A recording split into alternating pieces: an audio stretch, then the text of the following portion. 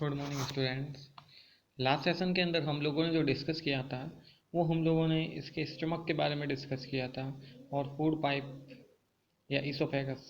इसी का आगे हम लोग आगे कंटिन्यू करते हैं। जो हमारा नेक्स्ट ऑर्गन आता है ह्यूमन डाइजेस्ट सिस्टम के अंदर वो है स्मॉल इंटेस्टाइन। अब ये जो स्मॉल इंटेस्टाइन होता है, अब इसके नाम से ही क्लियर है स्मॉल। स्मॉल का मीनिंग ये नहीं है कि ये छोटी होती हैं। स्मॉल का मीनिंग होता है इसका जो डायमीटर होता है या इसका जो क्रॉस सेक्शनल एरिया होता है वो छोटा होता है। और ये लंबाई के अंदर सबसे लंबी अगर हम लोग बात करें जिसकी मैक्सिमम लेंथ होती है, यही वो ऑर्गन है जो पूरे डाइजेस्ट सिस्टम के अंदर सबसे लंबा ऑर्गन होता है। इसके बारे में हम लोग डिस्कस करते हैं। इसकी जो लेंथ होती है अबाउट 7.5 मीटर के आसपास अप्रॉक्सीमेट होती हैं। It receives secretions from the liver and pancreas. ये क्या करती हैं, पैनक्रियाज और लीवर से जो सेक्रेशंस होता है जितने भी तरह के एंजाइम्स का, उनको यहाँ पर यूटिलाइज करने का काम करती हैं, जो कि फूड के अंदर एनर्जी के अंदर कन्वर्ट करने का काम करता है। Its wall into secrete juice. The liver is reddish brown gland situated in the upper part of the abdomen on the right side. It is the largest gland in the body. अगर हम लोग बात करें human body के अंदर सबसे largest जो gland होती हैं वो लीवर होता है। लीवर की एक और खास बात ये होती है कि ये हमेशा अपने आप को ग्रोथ करता है। सेल्फ ग्रोथ करने का काम पूरे ह्यूमन बॉडी के अंदर सिर्फ और सिर्फ लीवर ही करता है। इसके अलावा और कोई ऑर्गन नहीं है जो सेल्फ ग्रोथ करता है। इसके बाद में हम लोग बात करते हैं the bile plays an important roles in the digestion of fats. Fat को अगर हम लोग डाइजेस्ट करने के लिए जो सबसे इम्पोर्टेंट होता है वो बिल जूस या बाइल जूस कहते हैं। ये सबसे इम्पोर्टेंट फैक्टर होता है। इसके बाद में हम लोग बात करते हैं the pancreas is the largest cream coloured gland located just below the stomach. Stomach के नीचे एक पैनक्रियाज प्रेजेंट रहता है। पैनक्रियाज भी एक हम लोग बात करते हैं डाइजेस्टिव ग्लैंड में हैं। यह ग्लैंड क्या करती हैं, पूरे ह्यूमन बॉडी के अंदर ब्लड के अंदर शुगर लेवल को कंट्रोल करने का काम यही ग्लैंड करती हैं। The pancreatic juice act on the carbohydrate fats and proteins and change them into the simple form. Simple form के अंदर कन्वर्ट करने का काम ये करती हैं।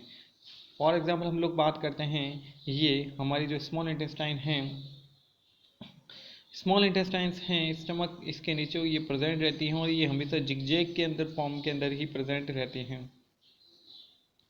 इसके आगे हम लोग बात करते हैं the partially digested food now the reach the lower part of the small intestine. Small intestine के लोअर पार्ट के अंदर पहुंचता है और यहाँ पर the carbohydrate get broke into sugar compounds के अंदर ये क्या होता है, कार्बोहाइड्रेट टूट जाता है such as glucose fats into fatty acids and glycol and proteins into amino acids के अंदर कन्वर्ट होने का काम करता है।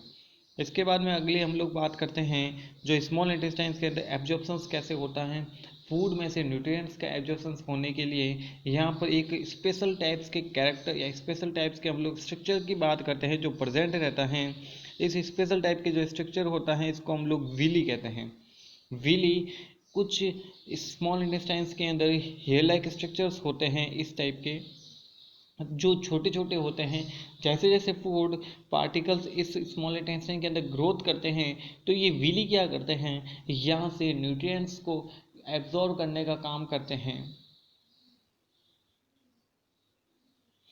तो हम लोग बात कर रहे थे विली के बारे में। तो ये जो विली होती हैं, the villi increase the surface area of the absorption of the digestion food. ये एक फूड को मैक्सिमम सरफेस एरिया देने का काम करता है जिसकी वजह से जो फूड होता है वो इजीली और क्विकली डाइजेस्ट होने का काम करता है। इसके अलावा यहाँ पर जो हमारे डाइजेशन होता है, जो डाइजेशन होने का काम होता है, the food that remains undigested and unabsorb enters into the large intestine. Maximum अगर हम लोग बात करें ह्यूमन बॉडी के अंदर जो डाइजेशन होता है वो स्मॉल इंटेस्टाइन के अंदर ही हो जाता है, बट कुछ पोर्शंस अगर पीछे बच भी जाता है तो उसका डाइजेशन करने का काम लार्ज इंटेस्टाइन करता है। अब चूंकि इसका नाम लार्ज इंटेस्टाइन है, तो लार्ज का मीनिंग इसका सिर्फ और सिर्फ डायमीटर लार्ज होता है, इसकी लेंथ लार्ज नहीं होती है। इसकी लेंथ होती है 1.5 मीटर के अप्रोक्सीमेट होती हैं। ये अब इसका जो फंक्शंस होता है वाटर एंड सम सॉल्ट को एब्जॉर्ब करने का ये काम करती हैं, और साथ साथ में अनडाइजेस्टेड जो फूड होता है उसको डाइजेस्ट करने का काम करती है। The remaining waste passes into the rectum, और यहाँ से रेक्टम से ये कहाँ चला जाता है, एनस के अंदर चला जाता है। The called this is called ization. Izations का मीनिंग होता है फूड को जो डाइजेस्ट अनडाइजेस्ट फूड होता है, जो अनयूजफुल फूड होता है, उसको हम लोग बॉडी से बाहर निकाल देते हैं, जिसको हम लोग वेस्टेज कहते हैं। उसको हम प्रोसेस को हम लोग इजेशंस प्रोसेस कहते हैं। तो डियर स्टूडेंट, आज हम लोगों ने दो मेनली जो इम्पोर्टेंट ऑर्गन्स हैं उनके बारे में डिस्कस किया है, small intestines and large intestine. इसी के साथ में जो रेक्टम और एनस होते हैं इसके सप्लीमेंट्री पार्ट होते हैं लार्ज इंटेस्टाइन के। तो इसी के साथ में ये हमारा जो डाइजेस्ट सिस्टम का जो प्रोसेस होता है वो कंप्लीट हो जाता है, जो माउथ से शुरू हुआ था और हमारा रेक्टम या एनस के पास में आकर ख़त्म हो जाता है। ये कम्प्लीटली जो पोर्शंस होता है वो एलिमेंट्री कैनाल कहलाता है।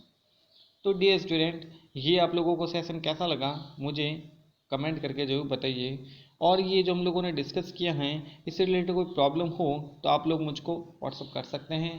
तो dear student, thank you for watching my video. Have a nice day.